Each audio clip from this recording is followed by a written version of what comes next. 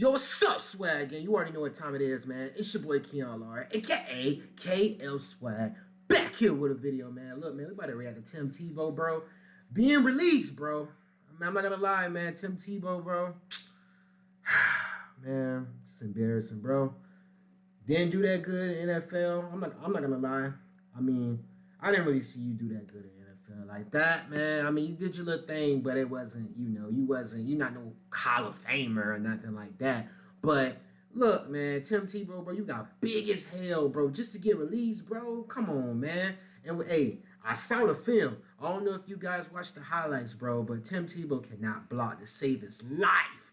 But I'm not gonna lie though.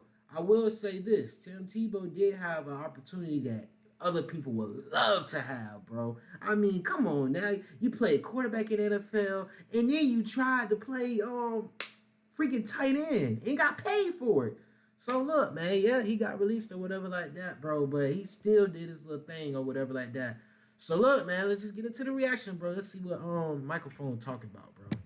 I guess we could say that this information was more or less going to be inevitable, but I'll be remiss if I didn't say that I felt like Tim Tebow would have had more than just one opportunity to succeed on the Jacksonville Jaguars. Okay. So before we get to the content, I just want to let you guys know we're giving away another PlayStation 5 or an Xbox Series X to a subscriber that turns on our notifications on this channel. In addition to that, we're giving away multiple copies of Madden 22. All you have to do is be followed on Instagram or Twitter to enter for a chance to win multiple copies of Madden 22.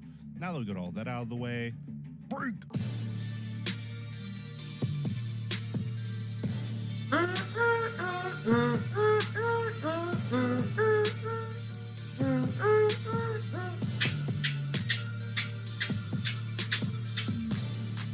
There you go. I like bro intro. For those of you guys that really know me and have been following me on Instagram and on Twitter, you know that my biggest kryptonite is I have trouble sleeping at night and I have severe muscle aches. And I think those are very atypical for a 27-year-old. So I tried melatonin, but I would wake up groggy as hell the next day and I would still have the muscle aches. And I don't even want to go the Brett Favre route. So that brought me to CBD. And thankfully, I'm sponsored by this dude, bro. CBD, which is also a great alternative if you're trying to get you have a chance to get a full night of sleep. And on top of that, let's get into it. For the YouTube algorithm, that would do wonders for me. And let's get to it, because by thinking that the likelihood that Tim Tebow is big as hell an NFL roster as a tight end, I couldn't help but think that the Jacksonville Jaguars would have given him a little bit more of a chance than what we just saw in his first preseason game. I mean, with all due respect, you pretty much took him out of retirement, had him train an entire offseason to learn a brand new position at the age of 33, only to cut him after 1 week. And to be honest, I don't know if it's the fact that Tim Tebow didn't do anything that was impressive for the Jacksonville Jaguars in their first preseason game, or if it's the fact that he went viral on the internet for how truly horrific he was on the field. We talked about this a little bit yesterday, how he had 2 blocks on Curtis Weaver. That was so soft. Horrific, and how he was getting manhandled by a practice squad pass rusher. And honestly, that didn't make him look good at all, considering the fact that if he did make it to the full Jacksonville Jaguars squad, maybe there would be instances where he would have to block players like... It's crazy, bro, because you can tell that I can literally put Tim Tebow on his ass, bro. I can literally put him on his ass and just knock him on, like, literally on his back. I would put Tim Tebow on his back, bro. Like, just looking at the film, bro, he's big as hell, but he's soft, bro. You guys got to understand, he's a quarterback, bro. Dude played quarterback his whole life and then play a little tight end. Like, yes, he's big, bro, but I would put him on his ass, bro, because he doesn't have that physicality. He never played defense, offense, never blocked it, his whole life, bro. So That's just embarrassing, bro. Or Damn. maybe there would be instances where he would have to go against players like J.J. Watt. And even though J.J. Watt isn't the player that he once was, still, if you can't handle yourself against Curtis Weaver, chances are you're going to have tough time against those players. Chances are you're going to have a tough time against first-team, special teams players as well. But through it all, the assumption that we had for the most part was the reason why Tim Tebow was brought along in the first place was because he was a positive presence in the locker room, a good influence on the team, has familiarity with Urban Meyer, and is all around just one inspirational dude. It's pretty much like having the football equivalent of Gary Vaynerchuk in your locker room, and you don't really have to pay him that much, and he doesn't really have to play. So my question is, why would they lure him out of retirement at the age of 33 to have him play at the tight end position if they were going to cut him after 1 week? Was this as a result of him performing really poorly? What if Tavon Austin didn't steal that reception from him and that reception went for a touchdown? Damn! Would Tim Tebow still be on the roster? Well, before we get to Tim Tebow's reaction, we have to talk about... It's really the blocking, bro. It's nothing about Tavon Austin. Do not even try to say Tavon Austin name, bro. It's the blocking, bro. It's the blocking. Tim Tebow can't block. That's why they released him, bro. They see the softness in him. Yes, he's big, but bro, he cannot block. They need blockers. They need tight ends that can block and also catch the ball as well. I don't think it's nothing bad about Tim Tebow catching the ball. It's just he just can't block, bro. That's just the only thing. The elephant in the room, and just can't block. Pointing fingers at Urban Meyer because this could be a mild stroke of genius, at least in my opinion. You see, there could be a chance, and again, you could comment in the comment section if you think I'm wrong, that Tim Tebow was strictly brought in for hype and publicity throughout the offseason. The Jacksonville Jaguars had a lot going on this offseason.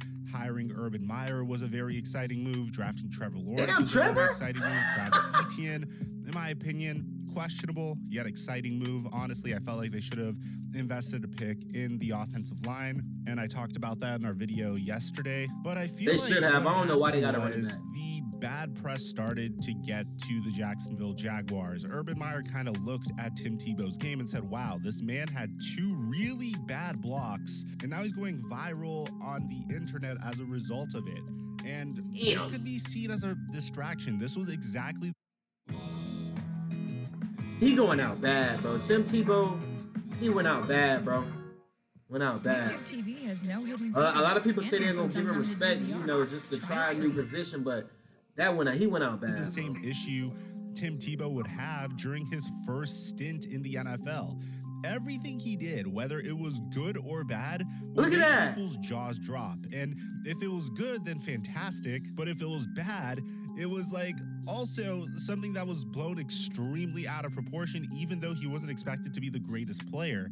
So as a result, it was deemed as a huge distraction to his team. So I'm assuming what happened in this instance was the fact that it's okay that Tim Tebow had 2 really bad run blocking attempts. What wasn't fine is the fact that I could make a video that gets to over 70,000 views and people are actually interested in ridiculing the man for having 2 bad run blocking attempts. Pat McAfee could talk about it. Skip Bayless could talk about how he thinks Urban Meyer and Tim Tebow are secretly plotting some sort of plan to make teams think that Tim Tebow sucks before actually showing what the real Tim Tebow is all about. And it could get more and more ridiculous. And eventually it could lead to some adverse results on the Jacksonville Jaguars for a player that isn't necessarily even going to make it onto the final roster or isn't even worthy of being one of the 3 tight ends in the tight end room.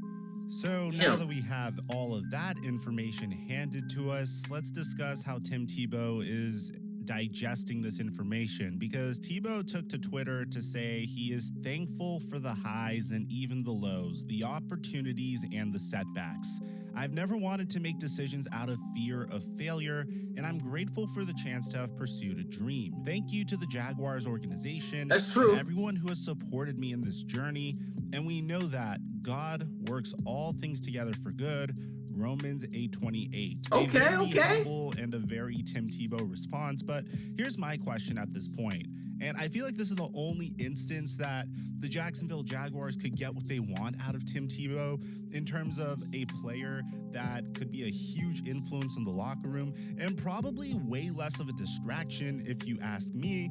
And that's by making him some That's crazy. sort Look how of small film Tim Tebow coordinator, was, some bro. sort of assistant coach. I would definitely something slam him like and put him what on his Sean ass. McVay was for John Gruden during the 2010s for the Tampa Bay Buccaneers, something in a fairly minor role. I think this is a great opportunity for Tim Tebow to get into coaching if he really wants to be close to football. If That's he does true. become a coach, I think this is perfect because at the same time, you're not going to have ESPN talking about horrible plays that Tim Tebow draws or the fact that he did a horrible job running the film room or something like that, because he would have a very small role as a coach on the coaching staff. I'm not talking a coordinator position. I'm not talking a head coaching position. I'm talking like a coaching assistant. Maybe one day he finds himself into the QB room to be a quarterback's coach and climbs the ladder from there. That's You nice. already have your college head coach who you've had the most experience with so far, and I honestly think it's a perfect fit. But for now, Tim Tebow's football dream is over until we see what the next step in his journey is. Is he going to go back to baseball? Is he going to go back to an analyst role? Or is he going to pursue coaching? Or is some other team going to sign him? I think he's gonna go back to an analyst role. He's gonna, get back into talking about the NFL, talking about teams, talking about players and stuff like that. But anyways, man, make sure you comment, subscribe, let me know down below what you guys think. I see you guys next.